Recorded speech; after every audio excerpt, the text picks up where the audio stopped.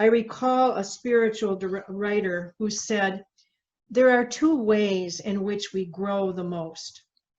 One way is when we experience loss. When we experience loss. So it could be loss of a relationship, loss of a job, maybe loss of a certain sense of wellness. But loss always helps us to grow deeper within ourselves. And the second way we grow the most is when we are broken open. When we are broken open. In other words, that we're willing to do a deep dive within ourselves and to go into that interior part of ourselves like a spelunker, you know, cave searcher. Somehow that we're called to go deeper in because there are wisdoms within us that maybe we haven't ventured in to find. So this little doll is just going to be an image to help us to get in touch with that in ourselves. So we see her this way, and we see the little apron on her, and there is a story, but this part of the doll represents, that's our public self. Think about as you walk into a room or a place with family, or this is the self you bring. And that's the self we usually bring so that others can see us, accept us, understand us, welcome us. And they see us like this at work or at play, in our living, wherever we are. That's our public self, so that we can fit in. I recall I had a directee one time, and she belonged to a country club. And she said to me, you know, I don't think I fit in anymore. She said, when I would walk into a room with all those friends that I thought were my friends, they immediately said, oh, where did you get that purse? Oh, where did you get your shoes? Oh, I like your hair. Who does your hair? But she said, no one ever asked me, how are you? And so we'll set aside this public self as we go deeper. I hope you can see these pieces.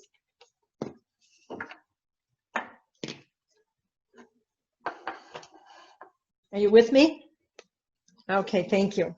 All right, so another layer I thought as an inner senses or inner knowing is all of those thoughts that we have, and we try to refrain from judging ourselves, letting them go, giving them over to God to hold. All those feelings, to let us touch into those feelings, and that's different every time we go in. And you say, hey, I thought I was over that. Oh gosh, they come around again. You know what they say, what we resist persists. So sometimes it never gets over it until we visit it enough to kind of kiss it and wish it goodbye. And then we have all our emotions, psychological, whatever, that we have to be in touch with. The story is beginning to change. So we'll open up our next doll. And we go to what motivates us? What empowers us? You might ask yourself, what was my motivation to become a spiritual guide? How is it different today than it was 2 years ago? What is my motivation to be about the ministry of being spiritual guide? What are insights that I have about myself? What insights do I have that I didn't know I had? And what are my intuitions? What are my hunches? What are things that I can trust that I know are movements of God within me?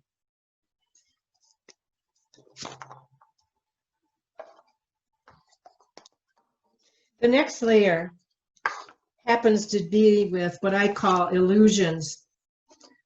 One of your spiritual writers talked about life commandments. I can't remember which writer it was, but I remember people commenting about life commandments, and we live life commandments when we're little kids. We get them from our families or people that tell us what the life commandments are that we should live by. And all of a sudden we grow out of some life commandments and we say, you know what? I don't need that one anymore. I'm going to create some new ones.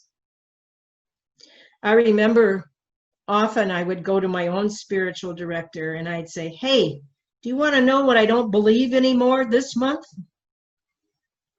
And it would go like that for a couple of months because I discovered there were just life commandments I didn't need to hold on to anymore.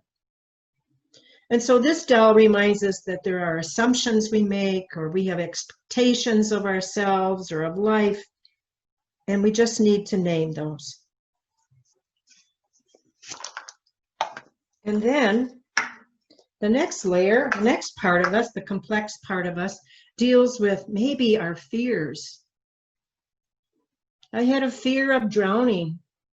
I had a fear of water until I had a wonderful person that taught me how to swim.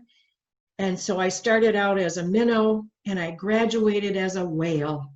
It was so exciting, but I was able to overcome that fear. And so in life, when I feel like I'm drowning, all I need to do is turn over and float and place my life in God's hands. So this doll reminds us of doubts or anxieties, the likes and dislikes that we have, biases that might get in our way. Sometimes our need for security and belongingness, and even the need for affection. The story is changing. She's lost her partner here, and she's showing off here.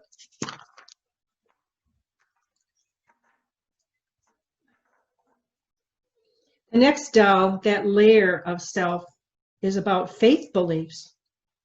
How have our faith beliefs been changed as we've grown up?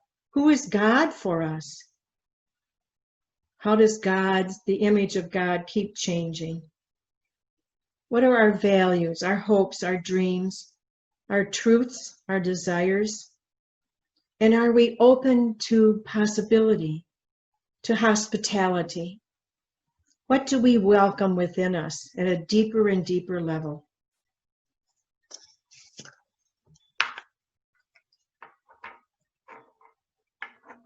Getting deeper, as you can see, getting deeper. The story is changing. And then we get in touch with all our abilities, our talents, our skills, and our gifts. I like to think of us carrying a tool belt around our middle. And in that tool belt, we have all those talents and skills and gifts that we keep putting in there as we go through life. And we can draw them out whenever we need them. And those we keep discovering. This doll reminds us that within us, there are sacred stories, stories that only we know, that have been movements maybe of God's grace within us, healings, sincere decisions that we've made, and they were the best decisions at that time, learnings that we've experienced. And now when we reflect on them, they transform into wisdoms.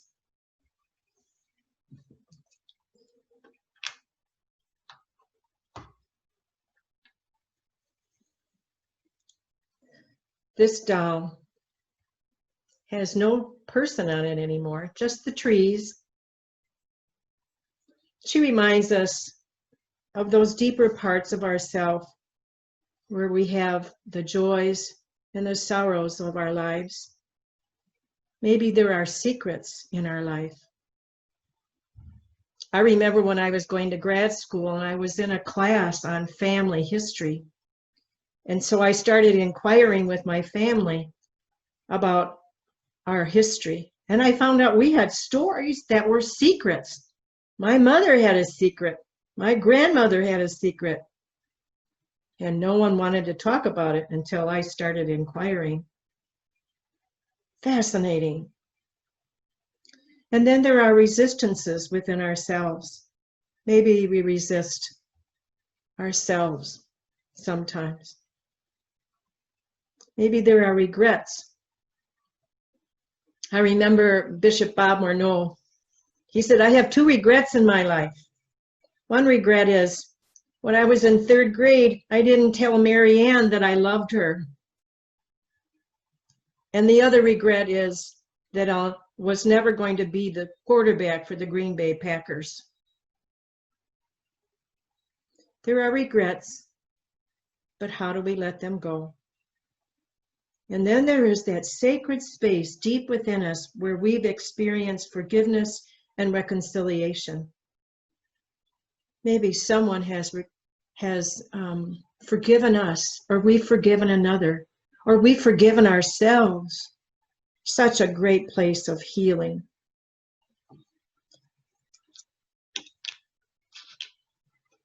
Hold on, there's one more. Here she is, very tiny.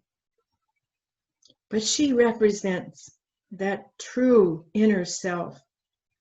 Sometimes we call that our authentic self.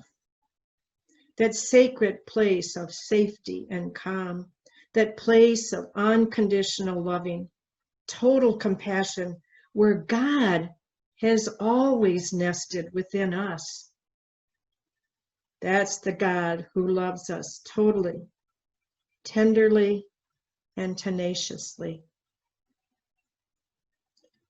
And so, if I would then gather up all the dolls and begin my movement back into consciousness and the reality around me, I go differently because I gather up all the wisdom and the learnings I have from doing that deep dive. And my public self may look the same, but if you get close to me, you'll hear I will speak differently. I will hold myself differently because I've been within. And that's how we are, but also this complexity is in the directee that you sit across from. So be aware of that as both and are there. So that's my story, and I'm sticking to it. Thank you so much for listening.